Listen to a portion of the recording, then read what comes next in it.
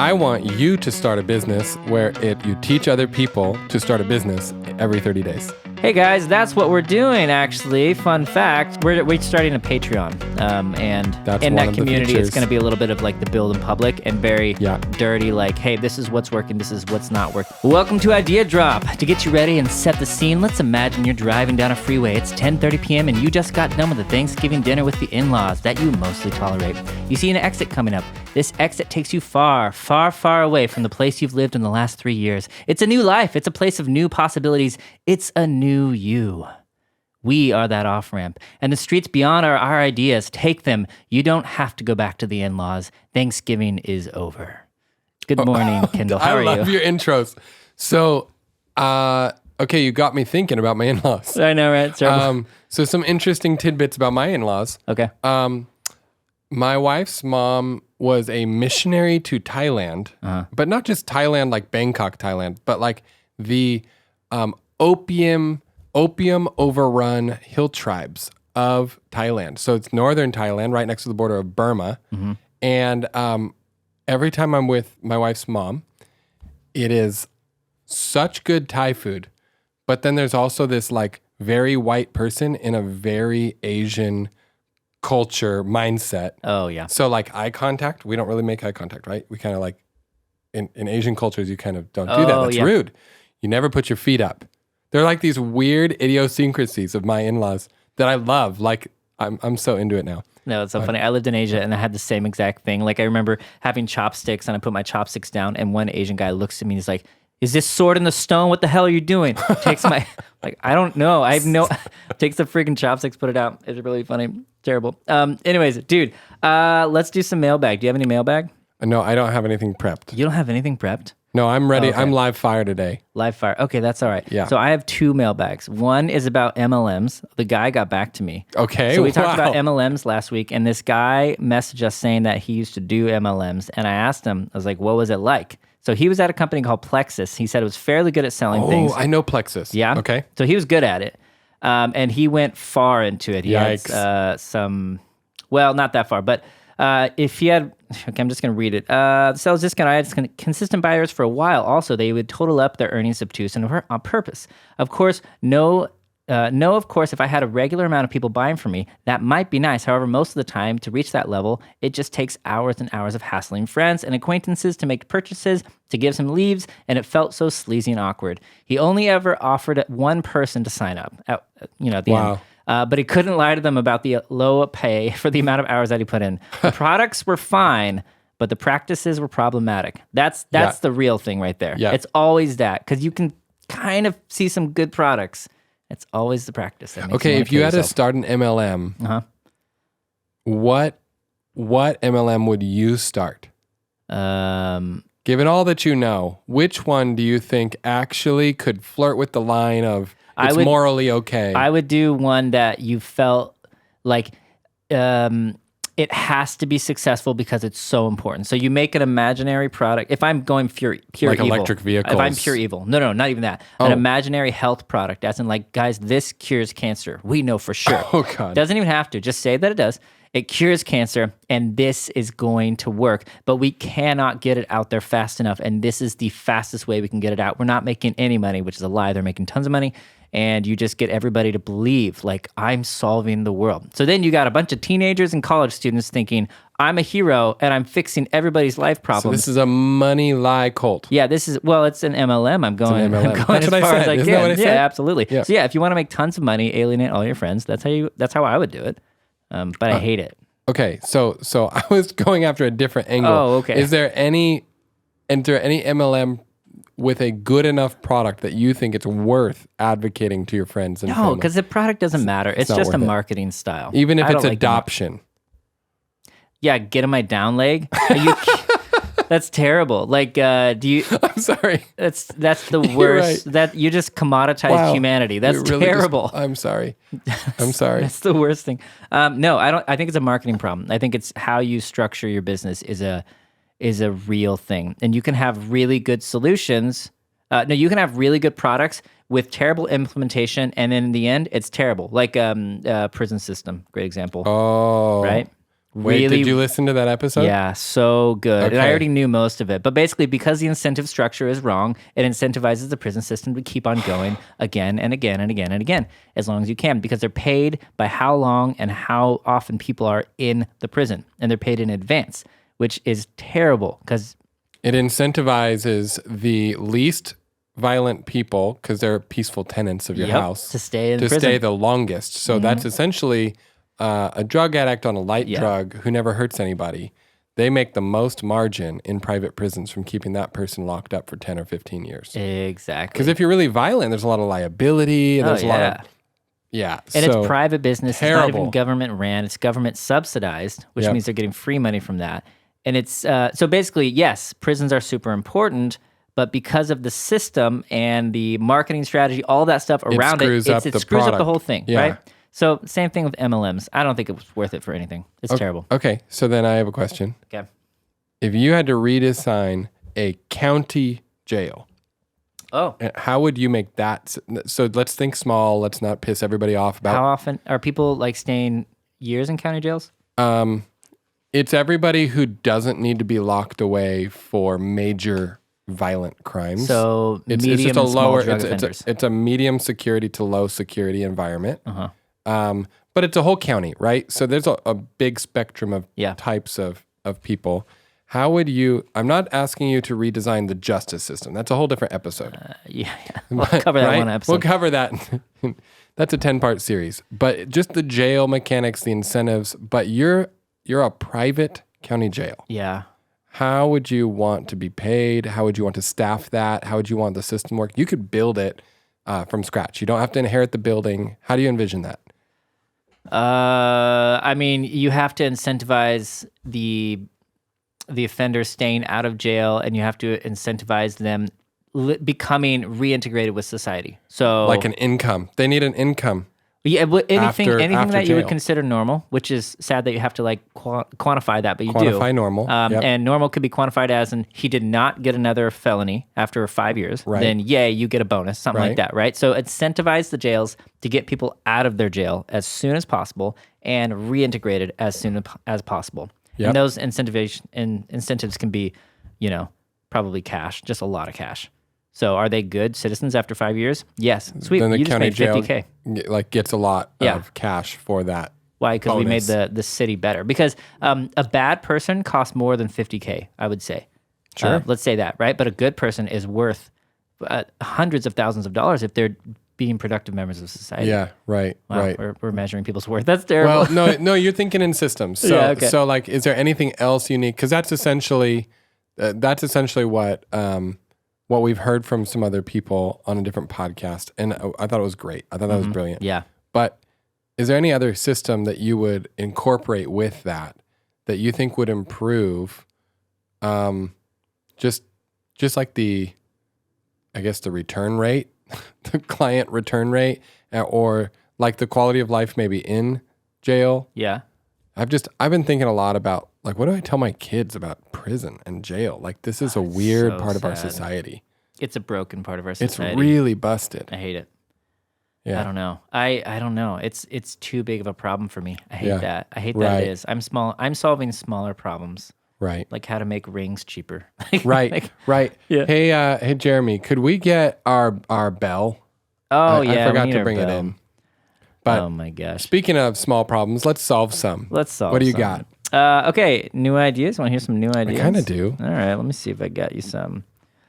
Ooh. Okay, I'm going to give you two options. One, we can play a business game where I'm going to shoot a ton of ideas at you really fast. Okay. And you just tell me if you like them. We can swap off. Hold on. Or I can give you a couple of ideas that I came up with over the week. Which one would you like? Let's go business game. Let's go. Business game. Okay, here we go.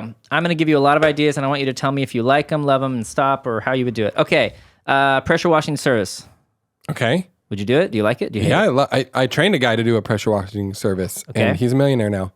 That's not a joke. He Serious? also broke my tooth. See? Oh, what a dick. Yep. Oh, that's terrible. Okay, irrigation services. No, I'm anti-irrigation services. Here's why. Okay. Technology is in the middle of disrupting that entire industry. Oh, wow. So smart irrigation is above ground, Yep. not below ground anymore. Oh, And this is started. I have it in my backyard. Oh, You've seen these little robots. Yes. And I control them with an app. And they will water my flowers. This is a cool product. Yep. It basically sits on the side of your Shout out deck, to Odo. and it OTO. sprays exactly where you tell it to spray, right? Oh, yep. So the industrial version of that it's going to keep getting better. That ship has sailed. Pandora's box is opened. It is a better mousetrap. Yeah. And we do not need to put in the labor costs and the infrastructure costs to get water measurement right, because the best thing about this above ground and adaptable computer controlled is I can change what I irrigate when I irrigate. I can change it for droughts. I can plant new stuff. I can move where my lawn is. Is it on your phone? It's from my phone. Oh, it's so cool. Yep. I love that. And I just add more units. They're $400 a pop, and I do there's no labor. All right. Do you want to be an antiques dealer? Do I? Hell no. Okay. But. Okay. Yeah, keep going. I think antiques dealers have a huge opportunity to increase, like in the niche world we live in now, with the way that social media can go viral. They need to brand different types of antiques. We've had it as a centralized system. This probably naturally will happen, but if I'm in that business, now I'm starting to come up with like, this is once used by Mark Cuban. But is George Washington's original. So you'll combine a niche with a niche, and it like that one unit is different, right? Okay, that's interesting. I don't know a single thing about antique dealing, and I don't ever want to do this business. Sounds awful. I would hate it. Yeah, let's move on. Okay, this is really good. This is actually a business idea that I was thinking about pitching on this podcast. It's already being done, but it is not being done at the volume that it needs to be done, and there's so much money to be made here. Domain name trading. Okay. Purchase domains and then just sell them. I know there's a guy who does an email letter, and he just buys domains and then he sells them each week. He just emails. I like the newsletter play. Yeah, the newsletter domain selling, and he just sells them. We were talking about this the other day. The .life domain is going to be huge. Yeah, I own Reading.life, which is so smart. Right? Every city. Yeah, okay, if you want to make easy money, go buy everycity.life. Hey, that's my strategy. Okay, never mind. Go buy everycity.death and then just sell all those things. I think there's a lot of money to be made there. Sit on them. So I sold, I don't know if you know this, I owned footflop.com. Footflop. Yep, I owned footflop.com, spelled correctly. Did you just think, oh, this is clever, and you bought it? So I wanted to start this. I hired a developer, and I started this project. I started a lot of things that I didn't finish. And it was for swapping kids' shoes, because I had a big problem. I had 3 little kids, and I am basically buying $25 shoes every month and a half per child while they were that little, getting older. Maybe every 2.5 months. But their feet, they grow so fast. And at the time, my wife felt like it was... like so cute. She had such a high value for that $25, and I'm like draining money. I'm like, I want double the coffee budget. I don't want this to go into shoes that are worn for like months, not even years. Yeah. So I was like, okay, every mommy has this problem. So what if we get the mommies to swap kids' shoes? They could slightly sterilize them, put them in a box. We could have contributed like something like 30 pairs. If you just give me one box, I could put 30 pairs in a decent sized box. And so I came up with this swapping system for footflop.com. And I thought, so I got solicited for the domain. Yeah. And so because somebody was like, hey, could I buy footflop.com from you? There was nothing on it, just a domain. And I'm like, well, how much? And we negotiated, and I got $3,000 out of it. Oh, that's great. And I bought it for $12. And so I was like, you know what? Screw it. I'm not doing footflop.com. I got $3,000. At the time, I was pretty busy and poor. Yeah. Dude, this would work so well if you just had boxes that everybody would mail in their stuff. Correct. Because I'm pretty anti. What's that place that everybody goes to? Goodwill. Yeah. No. We no. That's it's so ethically bad. hazy. It's not good. Yeah. It's so bad. Yeah. Yeah. I bought littleshoeswap.com instead. I think I might still own that. Okay. I'm not using it. All right, here we go. I'm going to give you like 5 more and just shoot as fast as you can. Meal preparation services. I hate that business. Hate it. But your brother made a lot of money off of it last year. No, my brother made a lot of revenue. Oh, really? There's a big difference between making revenue and keeping it. I talked to him. He said it like killed him too. Like he had to inside. slave in a different city for months of his life to make a lot of money, and then he couldn't keep it all because the margins are just. It's got cash flow issues all over it. Yeah. All right. Okay. Office cleaning service. It's too close to slavery. Don't like it. I have a friend who does this, and she has the hardest time keeping employees, and she pays them well. It's too close to slavery. Yeah. But she pays these people, I think, $35 an hour, which is and she really still can't good. keep people. She can't keep people. That's insane. That is insane. Wow. Okay. It's crazy. Okay. Last three. Hold on. I'm just gonna skip through these. Personal shopping service. No, I hate that idea. I would be a customer though. I would be a customer, but I think it's oversaturated. I hate going to the store. Is it? I imagine, right? Nobody's ever told me they would. I always ask my friends. I say, "Hey, can you go shopping with me?" Then I buy them lunch, or whatever clothes. I guess I'm already using Instacart for the food portion of this, and I don't buy enough stuff that's not Amazon. Mm-hmm. Yeah, it's probably already solved by Amazon. All right, hate it. Buying and operating a wedding venue. Super tempted. Super tempted right now. Yeah. There's one for sale. Do you know? It's the one that you had your wedding at. I think I know the man who just bought it. Did it sell? We were just looking at it. I believe so. We have to keep names underground. But yes, I mean, imagine No, Chris wanted to make an offer. Oh. Yeah. Let me explore that. Yeah, you should call Chris. I have two friends I want to buy the same venue. Oh, that's a great idea. Well, okay, there's a lot of money to be made. A lot of leverage in that situation. This is great. Yeah, I'll just be the broker. This is terrible. Okay, yeah, that is a good business. It takes a lot of work, though. So much work, but you can make tons of money off of it. Here's what Chris wanted to do, because he's on episode 3 of the podcast. You should go listen to Chris talk about his humble 14 businesses. He, in Alaska, has one venue with Airbnb tree forts around it, and he has another one that's like a lodge, and I think he's putting like old railroad cars that you can like spend the night in that he's furnishing for Airbnb. So it's 2 revenue streams. One is Airbnb to stabilize the big property, and one is big events, which obviously make tons of money in a single day or a single 2-day period. So he does the combo. So when he saw the wedding venue come up for sale that you got married at, he texted me and called me and said, I want to put 4 or 5 A-frames on this. What do you think? And we talked about it. Ooh. So he wanted to put 4 or 5 A-frames on that, Airbnb those out. I don't think the property is set up well for that. Okay. Is there not like land on that property There for that? There is, but it's not quite. You could do there? 3 easily. 3? Yeah. But that could cash flow. That's just enough. Yeah, that is enough. Airbnb is pretty saturated now, I'm hearing, but I think that's just market dependent. Okay, Kendall. Okay. A window washing service.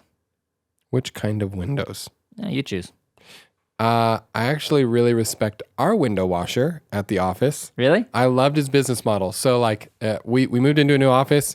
He stops by. He's like, hey, I wash your windows. We're like, I didn't know I was paying for window washing. And he's like, no, it's paid by the landlord. And I looked at my contract. Nope, I'm paying that fee. So I mad respect. He just had to close the landlord, and the landlord charged me, buried the fees in the lease. And it's one of so smart. Yep. So Starbucks next to us and Subway on the other side, and it's required that I get our windows washed by this one vendor. So I can't even fire him. Mad respect. But he comes by every month, and it's the outside only, but that gives him an upsell every single time. So he's just like, hey, you guys want me to do anything else?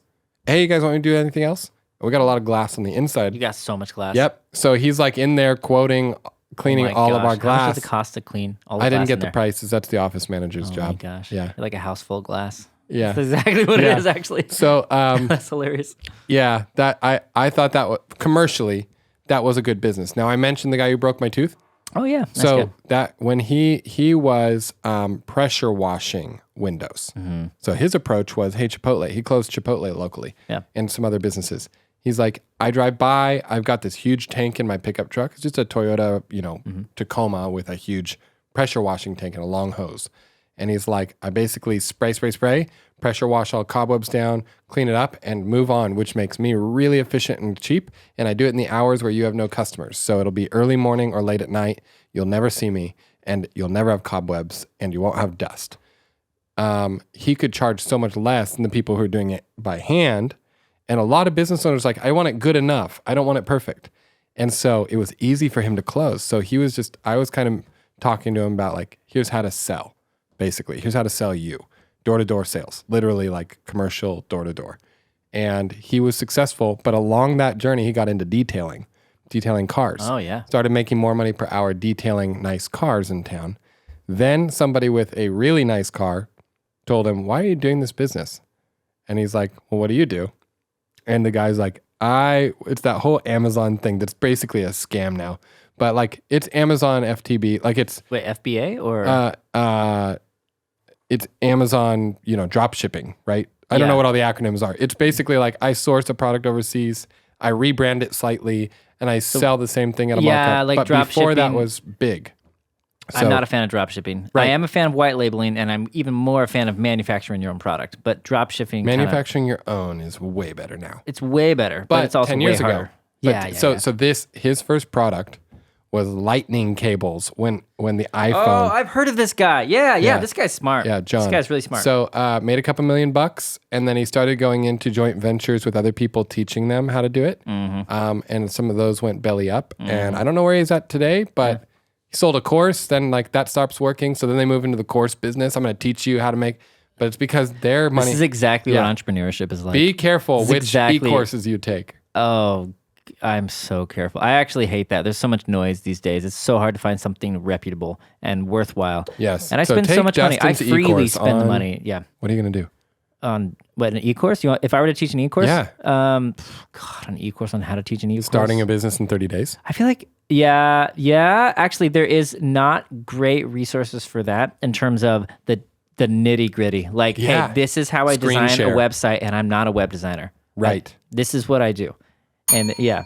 I want you to start a business where you teach other people to start a business every 30 days. Hey guys, that's what we're doing actually. Fun fact, we're starting a Patreon. And that's in one that of community, the it's going to be a little bit of like the build in public and very dirty, like, hey, this is what's working, this is what's not working. If you can find a better idea for me, I'm very excited about that. Me too, actually. People are going to like your data. Like, I don't know, if you do 12 next year and 11 fail, and one really works, dude, I want people to be on that journey with you. It's depressing, man. Dude, the hardest part, it's the hardest part of being an entrepreneur.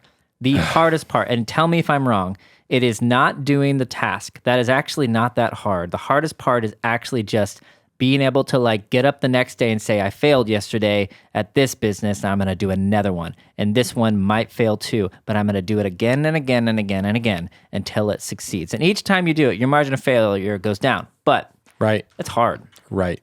It is. There are other hard parts. That one is a doozy. It's a doozy. What's the hardest part for you?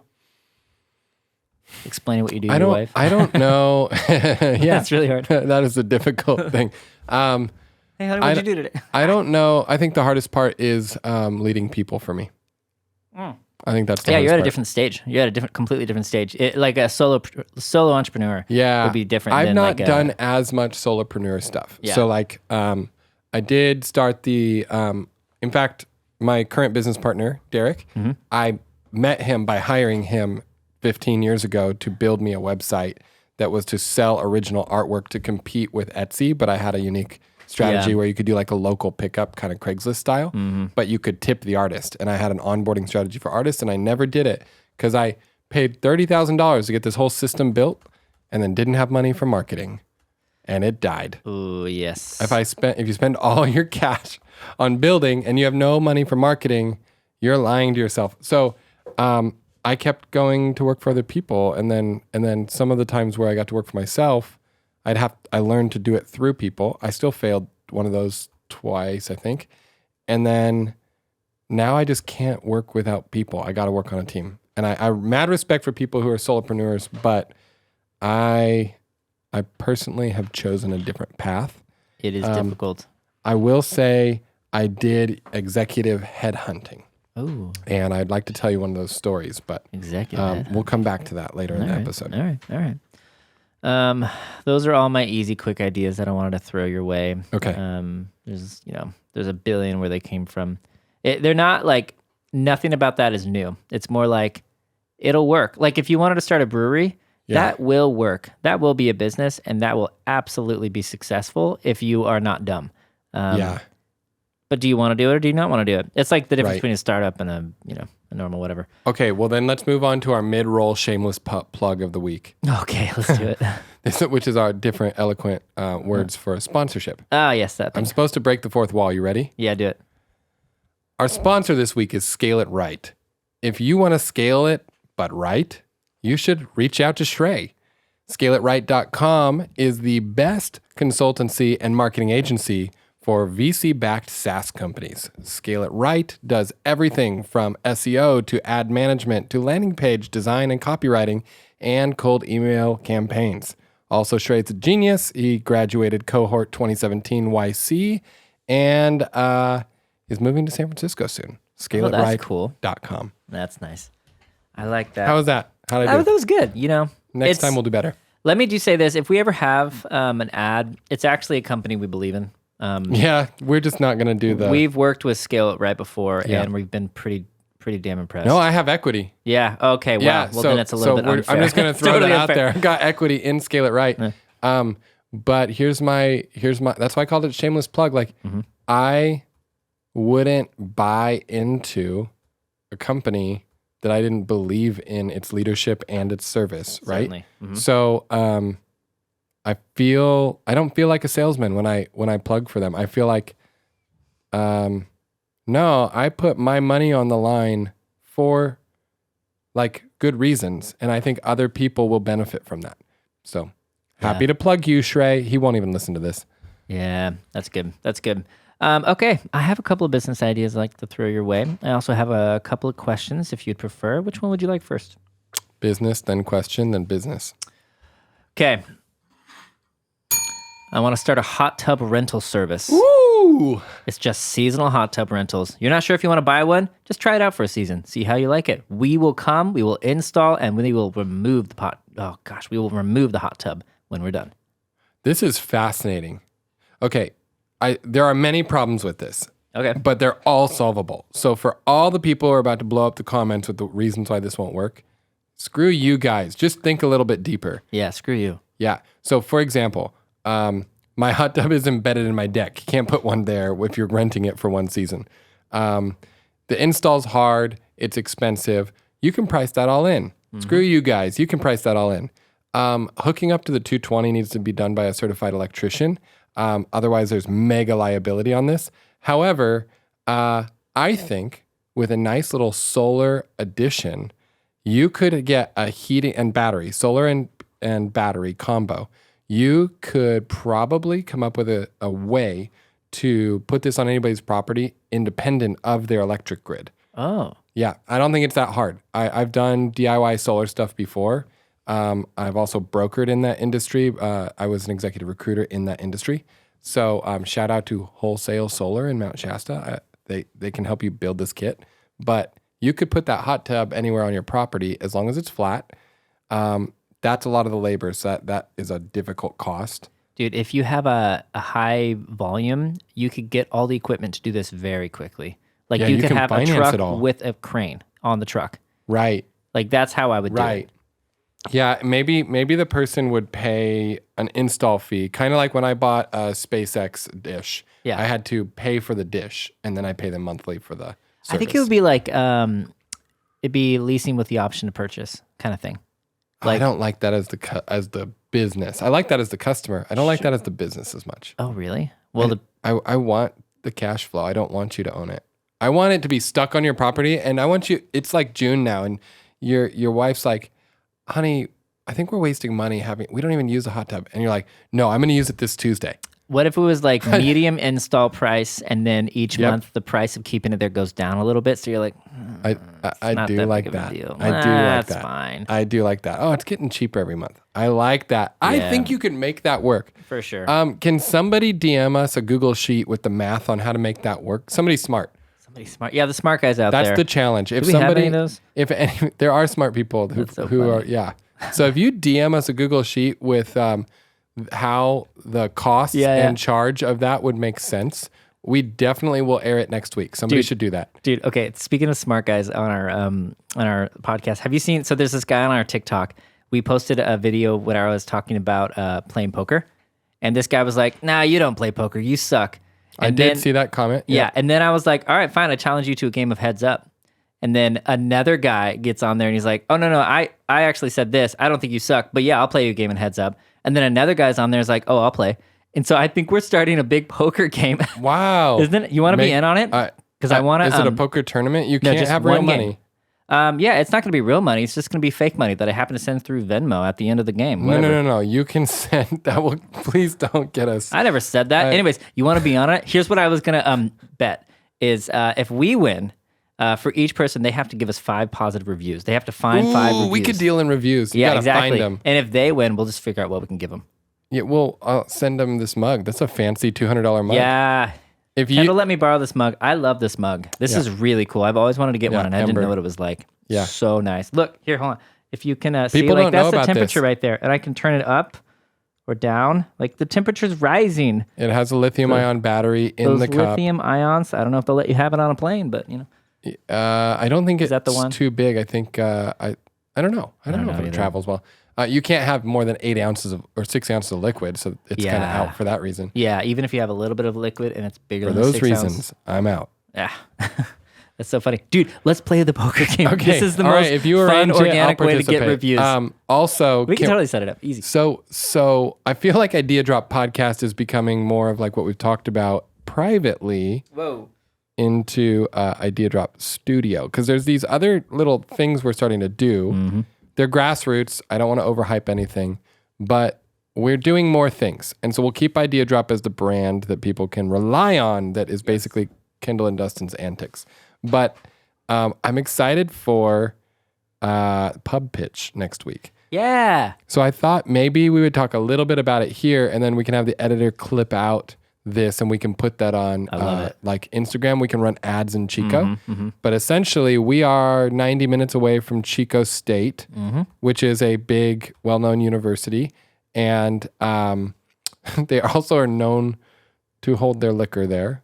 Yes. So my wife will be coming with me and keeping me on my best behavior. Good. But that's going to be fun. So our plan is to have people pitch us ideas. We're going to set up a table. It'll be really cheesy. We might get the bell. We'll get some, you guys will see it on TikTok and Instagram, but we're going to get content in pubs at Chico State of getting college students to pitch us ideas. And my thought is we're going to have $7 wads of cash. That's like an idea for a beer. We'll just pull it off of the clipboard and give them, but then they get to let it ride. So if they think their idea was better than everybody else's, which we will judge at the end, they let it ride and there'll be a bowl. And you put your $7 wad in there instead of going and buying a beer with it. And then at the end, whoever has the actual selected best idea, not only will we air on social, but we will also just give them a lot of $1 bills and wads of $1 bills. Yeah, it'd be great. I think this is going to be fun. I actually think it'll be so much fun. So much fun. I hope it works to the level that I just described. Worst case scenario, I really like going to get a beer. So I'm really happy with the worst case scenario, even that. It'll be a fun day. Oh my God. Next Wednesday, we're going to do that. And then I suppose we could start airing clips of that probably Friday and over the weekend even. Yeah. Oh, absolutely. If you're in Chico and you hear just this, come out, please come out. And even if you're like, don't have ideas, just come out and talk to us. We want to talk to you. Yeah. So we will send out times on social media. We'll probably put it in the description of whatever clip we post, and then meet us at the come to a pub pitch. Yeah, we have to post what pub we're doing. I don't know what that one is. Pitch us your best idea that you think is profitable, doable, and enjoyable. Or even if it's not, pitch us it anyways. It doesn't have to be good. As long as we're allowed to really hurt your bad feelings. ideas all the time. And it's really fun. It's almost more fun. Oh gosh. Okay. Let's see here. I want to see. So Preston. I want to talk about Preston. He had a mailbag that I think will air this week sometime, but that was like weeks ago, and it just took us a while to get it out to release on social. But Preston's got 1 million followers on TikTok, and I think 50,000 on Instagram, which is interesting. 20-to-1 ratio. I think ours is pretty close to the same thing. Instagram sucks to grow. Is it he has 1 million on which one again? 1 million on TikTok and 50,000 on Instagram. That's so sad. And so, but if you think of ours, it's 12,000 on TikTok and 500 or something on. It's a very similar ratio. Yeah. So I guess we shouldn't feel bad about that. It just is what it is. Anyways. What are you on Twitter? What am I on Twitter? Yeah, how many followers? 3,000, but I don't use it much. Yeah. I'll use it more later. So Preston released a good mailbag. You guys will see it on Monday. Well, by the time you hear this, you have already... Okay, hold on. We're speaking to the past. You guys remember Preston's idea that was released last Monday? Preston DM'd me on Instagram last night, and he has I think he wants to do, what do you call it? A major motion film. He wants to do a major motion film.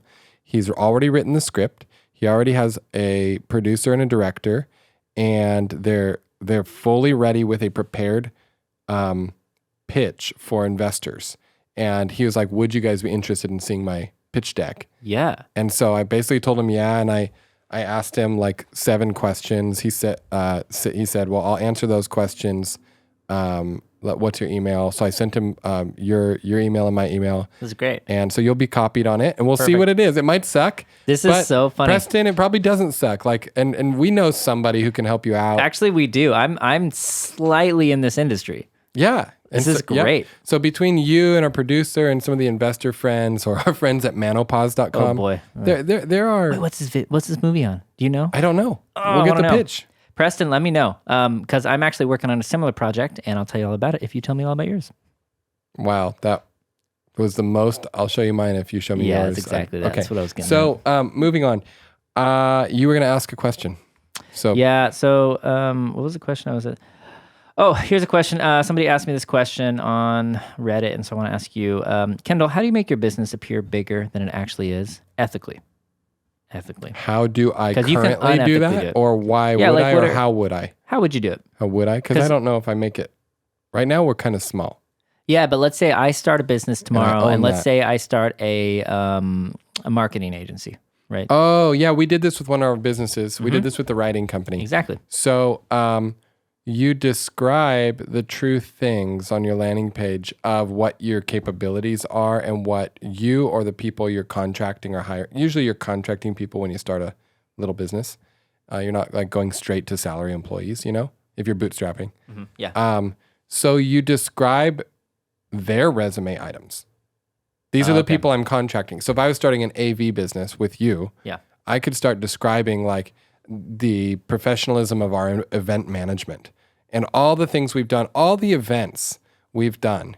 And you wouldn't say word for word like we the company. You would do something along the lines of like deep expertise in over 168 professionally produced events. That's great. You removed the subject of the sentence. I removed the subject of the It's just predicates. You only put predicates on your website. I didn't go to college. I don't know what a predicate is.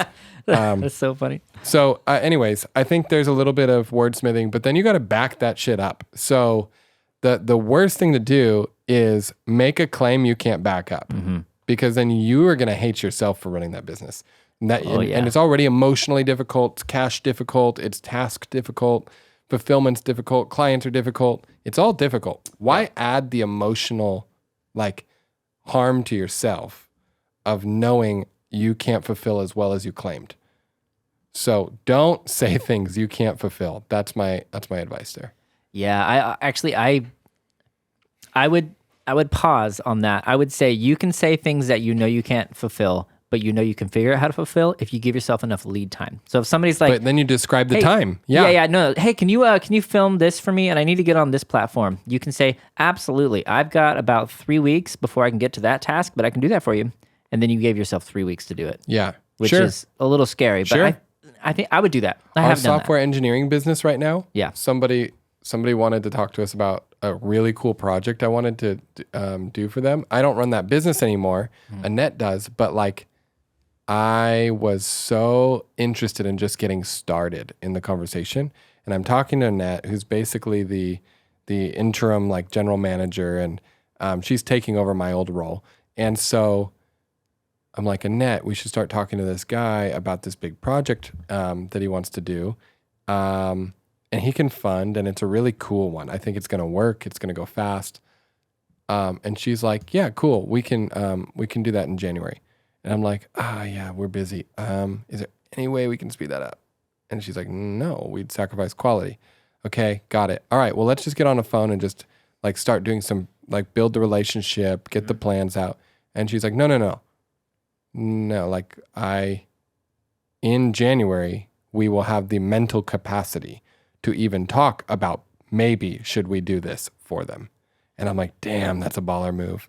She's not meaning it as a baller move, but she's dead serious. And I'm like, yep, that is sometimes the reality of working with experts, but it's worth the wait. Or if you need it more urgent than that, it filters out all the people you really shouldn't work with. Yeah. So by giving healthy timelines to customers, like, and not being afraid to lose the business, you actually create a really healthy respect, and not only for between you and your client, but also for yourself and your team. Yeah. Okay, that's valid. I like that. Here's what I would not do if you're trying to make your company appear bigger. Don't lie. Don't lie. Because people figure it out and then you get a reputation. You don't want that. 2.5 stars. Ugh, that's bad. Plus, people talk, they do. Okay, I've got an idea for you. AI everything is on the rise, right? So you can go and download an app that says design photos with AI and it costs $17. When in actuality, that's actually free. You can just go online and do that, but they just put it in an app. And so I think if you could just take all those things and put it into different little apps, people pay for it. So example, one app you could start tomorrow is AI designed t-shirts and just put it in an app. Right. Charge money for it. Which ones have you already seen? 1,000, man. You just go to the app store. And I mean, I've played with it a little bit. I think it's really great and creative. Yeah. But I don't like the bastard adoption of the idea and then just shipped out in a bunch of different little gross ways. It's I don't like the recycling technology, which is good, but offer a value proposition. So Right. I don't like using AI as the value proposition. Yeah. Like, that's not value. Like, but if you can save me time on making a greeting card, which is one I just saw, AI generated greeting cards. There you go. Perfect. Yeah. I'm like, I will, so the value proposition there is I will save you time and make it better and generate custom, because custom is huge. Yeah. Greeting cards for each individual friend, family member. So no one gets the same card, but it's still automated every year. All you have to do is click approve before it sends. Yes. This is brilliant. I would pay them whatever it is, $6 to send it to my grandma. Plus, you don't have to integrate like, I'm going to go to the website, I'm going to download this, I'm going to put it over here. That's worth $6. Doesn't matter. Oh my gosh. One yeah. And I would do, 10 friends is $60, and I probably do, I probably do 50.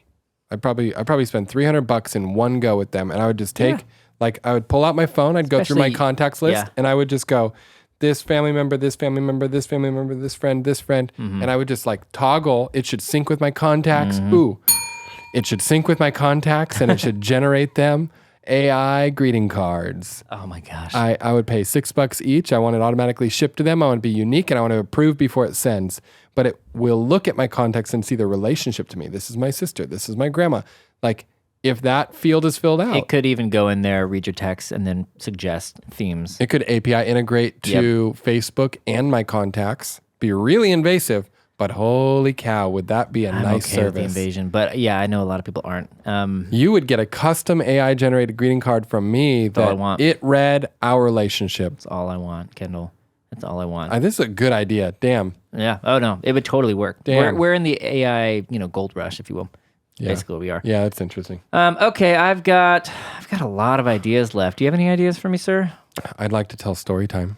Oh yeah, give me a story. Yeah. So, have we talked about how when Trump changed the tariff We did laws? on episode 1, but okay, let's a long time resurface ago. that, Yeah, and I'll say it from a different angle. Oh, please do. Okay. My children and wife are melting down in 112-degree weather in my house because the electricity had been shut off. Wait, when was this? 2018, Many years ago. 19. Oh, okay, so like 4 or 5 years ago. 2018 maybe? 17? 4 years ago? Yeah, some Let's several call it years. Let's call it 5 years ago. Okay, cool. Keep going. Okay. They are pretty mad at Dad, who didn't pay the bill. And I didn't pay the bill because I didn't get paid. And I didn't get paid because my client, an $80 billion a year company, was underwater with Hurricane Harvey, I believe it was, in Houston, Texas. And I had lined up $200,000 of fees that they owed me. And I didn't get a dime because all executive headhunting went on pause because they're underwater. Like literally their corporate offices have water in them. So I understand it's going to be a few months. Big company, third largest private energy company in the world. 1/3 of it is owned by France, the country. And so their name is Angie, and I was a vendor to them for this really niche type of executive headhunting. And all of my candidates that I was bringing to their chief level team in this niche department were the guys who broker utility scale solar farms. So this isn't like rooftop solar. This is like out in fields. And they generally run $200 to $300 million per farm to pull off that project. And these are the guys who pull that off. They negotiate with the municipality. They negotiate with the landowner. They negotiate with the energy companies. Usually there's several involved. And then they go get a PPA signed, which is a power purchase agreement for 20 years with Walmart. And Walmart gets green energy certified by this thing at a locked-in price so that Walmart's not dependent on, you guessed it, PG&E. So really cool. I could nerd out on that whole industry. Angie couldn't hire the people that they had just done 8 interviews with and flown them all out to Texas to get their final candidates in. All of whom each one of these guys make $250,000 a year salary plus or more. And it took them so long to bail out the water. So meanwhile, Kendall can't pay his bills. My mortgage is going upside down. I'm facing foreclosure. Because you're pure commission on this one? I'm pure fee-based. Yeah. Full-time work. I get fees when they get hired. Thought it was pretty safe given the client. How much money were you going to make? $200,000 on this batch. Oh, wow. Okay. And so I had been living off of credit cards for 9 months. It ended up being more than 11 months total of no income. And I got pretty big bills. Like a big family. We lived in a nice house. It's Northern California. Like gas is expensive. I was driving a big Toyota Tundra. It's not cheap bills. Like in order to like stay afloat, we Airbnb'd our house and moved all 6 of us. Now we have 7, but all 6 of us moved into my mom's house with my dog. That was a lot of pain. Once Houston bailed out from underwater, Trump opens his mouth and he says, China, China, China, China, China, China, China, tariffs, China, tariffs, China. And the banks got really nervous about tariffs on solar panels. So the banks stopped lending on $200 million solar farms. When the banks stopped lending, companies like Angie stopped producing because that's how they funded it. Angie doesn't need solar development, utility scale solar development VPs if there's no money to fund their projects. So Kendall doesn't get paid. And I started a marketing agency. Oh my God. Because I needed a pivot. You really just pivoted like that. Because it was faster for me to get a 6-figure income by starting a marketing agency than getting any job that I would accept in That's Redding. what you would do? In Redding, California. Yeah, it was not a good economy at the time. This was pre-COVID, right? So it was not a remote work world. And I do not have a degree. And the only people who would hire me for 6 figures easily, quickly. They don't care if you know what the word obfuscate means. They would obfuscate. Yep. They don't care. The only people who would give me a 6-figure salary would be in the sales, in sales, in tech sales. And there's a reason why that. And I did not, right? There's a reason why that pays a lot. Mm-hmm. And I did not want to go back to that. I was done with that. And so even while my family is like very in a difficult spot, I decided to not go back into tech sales. I just lost a year of my career to these 2 compounding issues. That's the worst. It's dead. Like, because once he started talking about tariffs, it's all dead. These companies are like, yeah. I had to let go of my entire year of commissions. Did your boss ever like call you up and say, "Hey, man, sorry about that"? Which boss? So I was an independent contractor for a firm. I worked independently in that job. Lord. And so there was like a owner of the business that trained me, but I was just a vendor to the company and independently working as a broker of executive talent. But wow, that was a lot of pain. Lost that house. Actually sold it for $100K profit because I'm good at buying houses. But in the meantime, we almost lost it. We had to short sell it, but because I got it on auction, which is a different story for a different time. I still cleared $100K, but that was the amount of credit card debt I racked up that year. So it just paid my credit cards and I was left with nothing and no house. And I had to restart. That sucks. Started a marketing agency with some buddies. Chris was one of those buddies. Yeah. Shout out to episode 3. Mm-hmm. And that was my pivot. I love that guy. We got to have him back. Dude, that's a stressful pivot. It's a really stressful pivot. Can you feel the stress in my memory? I feel like it's oozing out my pores. I've been in that circumstance, but I've never been in that circumstance with family. Like where I'm required to subsidize these. I was the only income. My wife did not work. Yeah, it sucked. That's stressful. And Airbnb on the side, and like our main house, like my kids, like rooms Childhood home are full of their stuff, and we're Airbnb out their stuff. People are sleeping in our bed. Like it was weird. Yeah, that is weird. Yep. And then some druggies rented it one time, and they shot up something that was with crystals and a spoon. And You're kidding me. No, I found it after they left. Are you serious? And then my neighbor was complaining. That's a 2-star review right there. And my neighbor was complaining about them shooting BB guns at her windows. I had 5 acres. Yeah, this they is had a to clear nice a place. lot of I went to that distance. house a couple of times. Yeah. It was a very, very nice house. And so that's what I get for like Airbnb it to strangers. And so then that was so emotionally difficult for the neighbors and my wife and the peace in the neighborhood that they basically forced us to sell the house emotionally. They couldn't actually force us, but we didn't want to move back in when they're all pissed. And we're like, you don't understand. This is us surviving. But how do you say that? And it was weird. So we moved and our credit got tanked. I almost went bankrupt, almost got foreclosed on. Yeah. I avoided foreclosure. I avoided bankruptcy. It was, day by day, my friend. Oh my God. Why avoid bankruptcy in that situation? Because you get one bankruptcy card and I do not want to pay it. I don't want to play that card on only $100K of debt. Oh, that's a good point. I fully agree with that. That was an illogical thing. No, Yep. I so agree with that. Plus $100K, it's really not that much.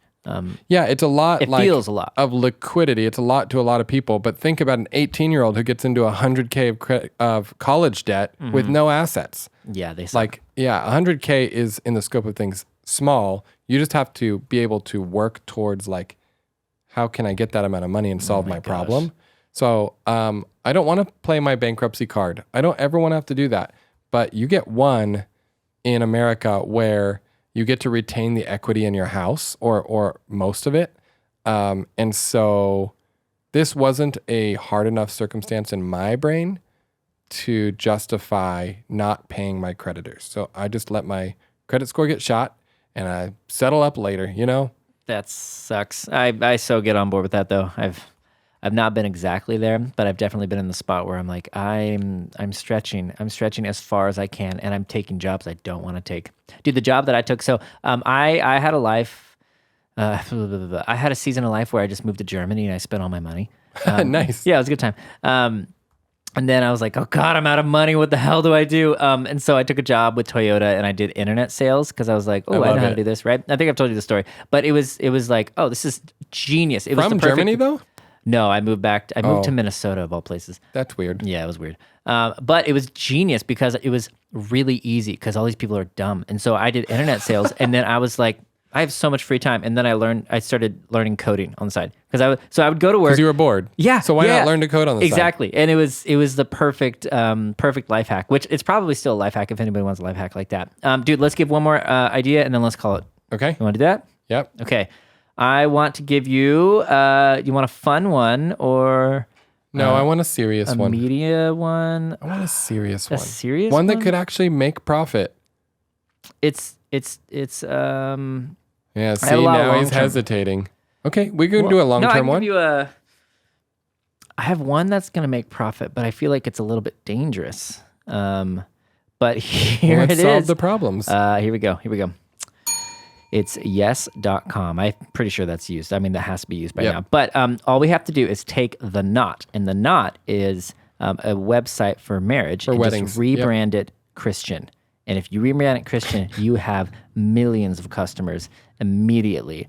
And then just do every single thing that they do. It doesn't even have to be as good, but if you put Christian on it, you will have 1,000 people flocking to it. ChristianYes.com, is that taken? Probably not. I mean, I don't know. But like, imagine so the that. not, but for what? Christians. Is this like evangelical Christians? Sure. Doesn't matter. Just a niche. Yeah. A religious niche. A religious niche. You've been at a lot of those weddings. Oh yeah, totally. And so for people who don't already understand, why don't you explain? Because why is this going to work?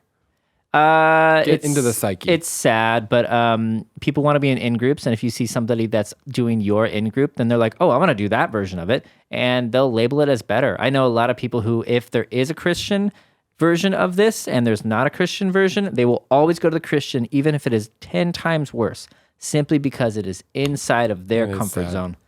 So there you go. That's a really, really, really high money making business that I think is terrible, but you can do it. Wow. Okay. So this brings up the Dove Awards in my mind. Yeah, that's a great example. I do not love this. It's a joke. Sorry,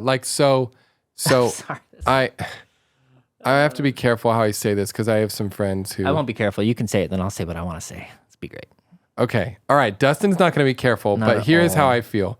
I feel like the mainstream music production world should not be the exact same but smaller and worse for mainstream Christianity. If you are going to differentiate because of your faith, you don't just copy the exact industry and mechanics and the way money is made of like just general capitalism.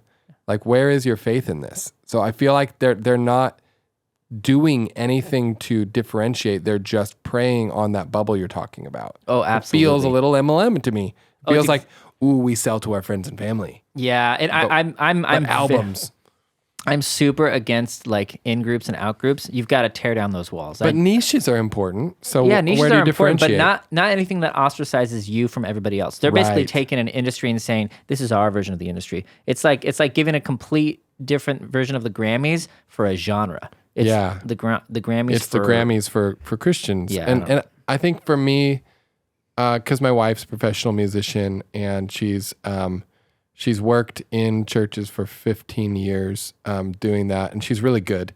It's been a point of pain to watch so much of her craft be, I guess, in our brains exploited. But she does want to write songs. Mm-hmm. And so it's really sad. She's like, I want to be writing songs and I want people to listen to those songs. And it's fine if there's money exchanged. $1 for a song is not a bad trade, but like it's just feels exploited. It's like I'm gonna get rich in Christian music from exploiting the Christian listeners who listen on Spotify, and therefore the licensing deals. It just all of the business mechanics that I actually really like in any other context. Totally, I get really frustrated that like, wow, we're kind of like baiting and switching people. We're actually just capitalisming them. Yeah, the metric of success is like kind of blurred there. Oh, I hate that in a big way. Yeah. Which guys, if you want us to go in on this, we can definitely do it. We actually have a lot of friends that are in the industry. ChristianYes.com. Like, huge friends in this industry. Like, I'm going to let you run with that. Oh, God. Or that could be an Idea Drop Studio thing. I can't put my... No, I don't want to do it either. Let's end on that high note. No, I want to end on a different one. Can I end on a different one? Because that one just kind of made me depressed. But that would make money. That would actually make money, and you can do it with almost anything. Just brand it with that, and then boom, it'll be success. Sure. Lawn care, Christian lawn care, boom, done. You know. So I got a request from one person who said, I think on the podcast, you should essentially go into more detail on how to pull things off.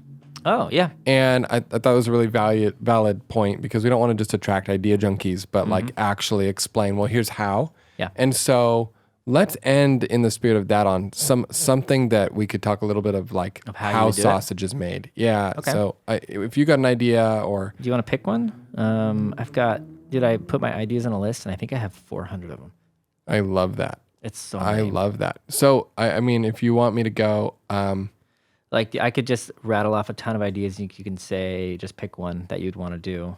A lot of website ideas. You want to do a website idea. There's a lot of AI ideas. Those are easy. You know, We could do the air gun that shoots flies. You know, that was one we talked about. And So I'm thinking about buying an executive assistant staffing firm. yeah, this is going. Yeah, let's do that. Okay.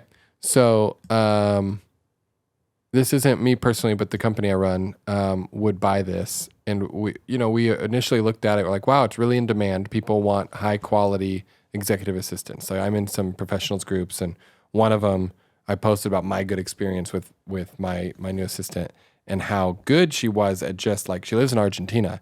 So it blew my mind when for Argentina prices, she was able to basically dive into my pretty complex workload and start adding value on day one. It like blew my mind. And I kind of shared that with a professionals group on Facebook I'm in, and 30 people DM'd me. 30 people who run companies DM'd me and said, hey, can you intro me? Hey, can you intro me? Hey, can you intro me? I'm like, guys, apparently we should either buy or build an executive assistant like firm. But when we looked at it, the margins were too low. So I want to share our thought process on this. Yeah. So ask me any questions you want, because I don't want to just preach at you.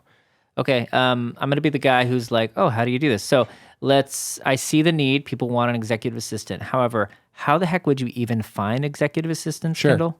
Sure. That's question one. How do you find them? Literally pay $70 a month to LinkedIn Recruiter, or do this on Upwork. Okay. Or there's a lot of other places, but those are my favorite two for simplicity and speed and quality. So go to Upwork and find a recruiter. Upwork.com or LinkedIn.com. And no, don't find a recruiter. Buy LinkedIn Recruiter's premium service for $70 a month. Great. And filter down, type in executive assistant, filter out the US because they're expensive.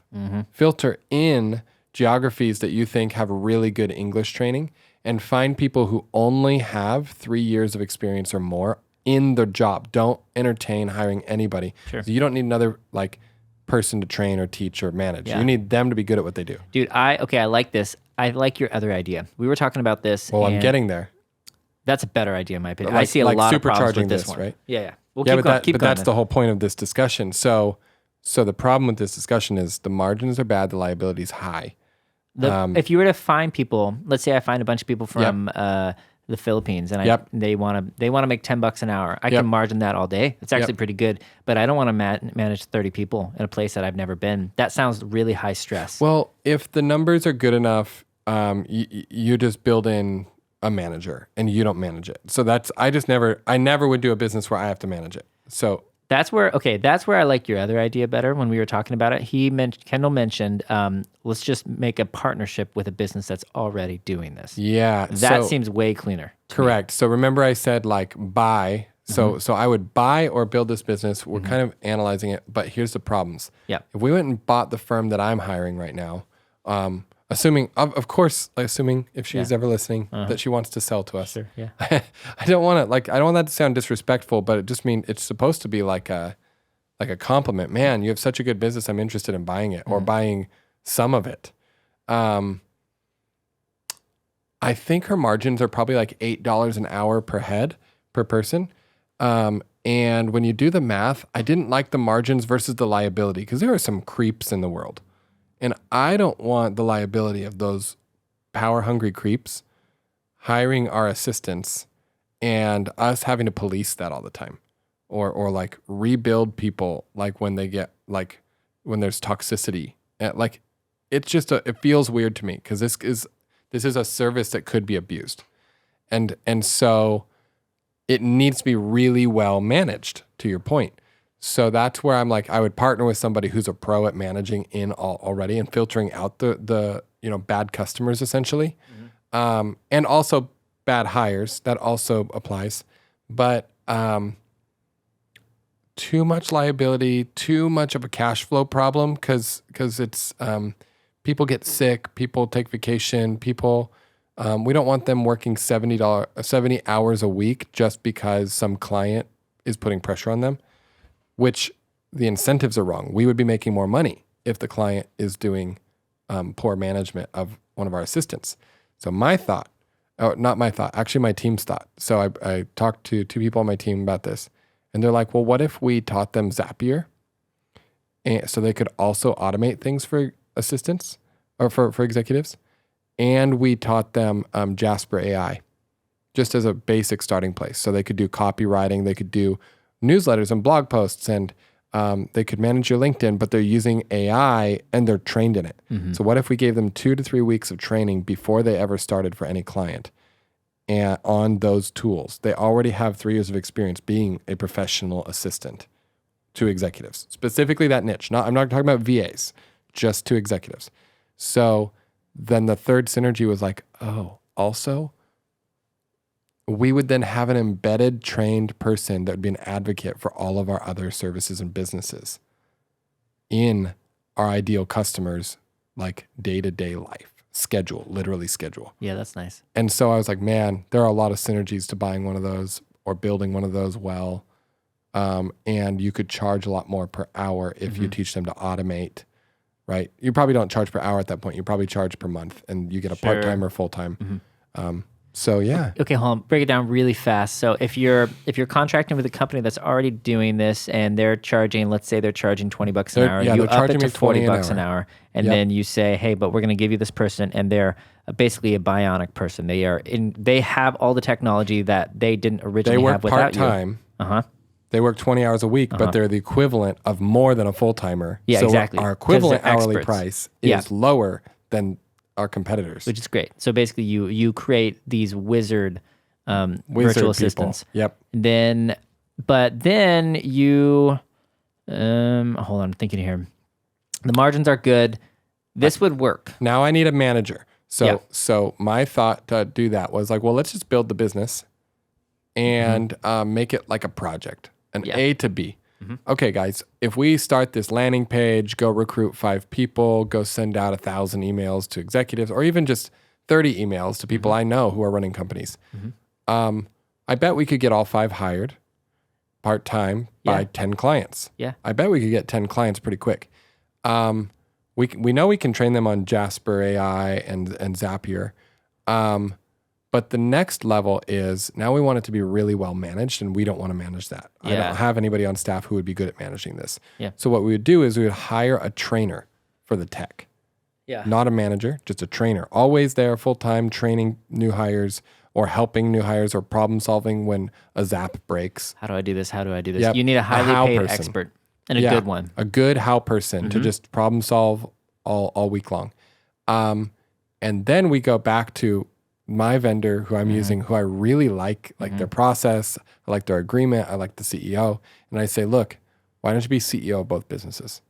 We built it to equivalent size. We could either go 50-50 as a whole, or you could be 100% of your thing and you could get 20% of our thing, but you're CEO with a salary. I like this. The only, you just need a good amount of money, I think, at the beginning. Not a ton of money, but enough money, because these tools, they are easier for a person like you and me to pick up, but we're pretty techie. For a person who's new to this, it'd be like, remember when you learned Google Sheets for the first time? It takes a little bit of an onboard. I don't, because I was in high school. Yeah, right? But like Zapier, Airtable, all these things, they take a little bit of time. So let's say there's a month of, we want to give them plenty of time kind of thing. The beautiful part about this is Jasper AI and Zapier have templates. So you would actually just train them on common templates already used by other assistants who are already further in their training. Sure. And they would learn from a starting place. Like, you could have this executive get a text message to their iPhone every time an invoice is paid by one of their top 10 customers. I can write the logic for that. I can teach an assistant to write the logic for that. So can the person you would hire to do the training. So that would be copy pastable to any client. Yeah. And the assistants would be trained to like just listen to the problem, like, oh, you know what you need?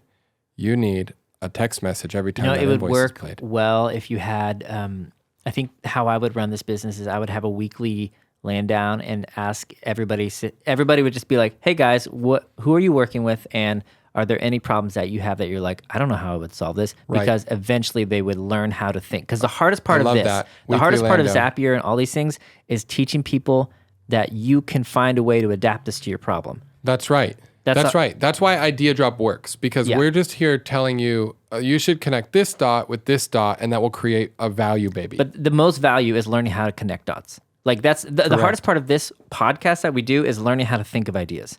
And that's not easy. And that just takes taking 1,000 ideas that suck and then just doing it again and again and again and again. Yeah, it comes naturally to some people, but other people it doesn't, and they can be taught. But it's a habit of thinking. Definitely. It's going like, oh, what is the underlying value of a Shure mic? Why did you pay $400 for Shure when you could have paid $200 for one that's only 10% worse? Yeah, and then you're like, well, it's a maintenance problem. 3 years down the road, there's going to be a wiggly wire here, and there's going to be an RMA return process, and you don't want to deal with that. And but it starts with a child being like, Dad, what happens? Why am I pressing this button and not this button? That's where it starts, and you just follow the curiosities.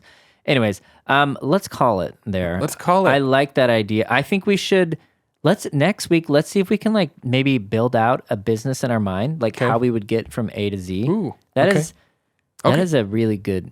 Okay. Yeah, we should do that. I mean, this already counted. This was mine. We built this one out. I think that we can get it. I'll call this shot. I think we're going to do it. We're going to do it. Yeah. You're gonna do it? In fact, I already put one of our directors over it. Nice. And we're moving fast. I think we can do it in a way that mitigates a lot of the risks I see. But mostly we're interested in having these trained people help us and all of our partners. Mm-hmm. Like if clients are giving it revenue, but it's supporting the training of these bionic humans that are really helpful, then I can always have access to somebody who can help somebody I'm working with. So I think the synergies of that are a no-brainer for us. So we're going to do it. I don't know if this is a good idea for someone to start if they have no synergy reason to do it. No, I don't think it would be. This would be a hard business to start if it's your only business. Especially if you don't know. Like, I don't think it's a good start business. Right. Good add-on, though. Yeah. All right. Anyways, let's call it. Ciao. Do you have a sponsor for the end roll? Yeah, I do actually. Why Kendall Bachman? I do have a sponsor. Guys, this week's podcast episode is sponsored by a company called Miramar. Miramar builds tech businesses and apps and things like that. If you have an idea and you don't know how to get it from inception to this is an app and a tech product, not a physical product, but like a techie codey product, that's that was my ad. You like it? I like this. Also, I feel like I need to make the disclaimer now. I run that company. Thanks for the shout out. The ad. guys. All right, see ya. See ya.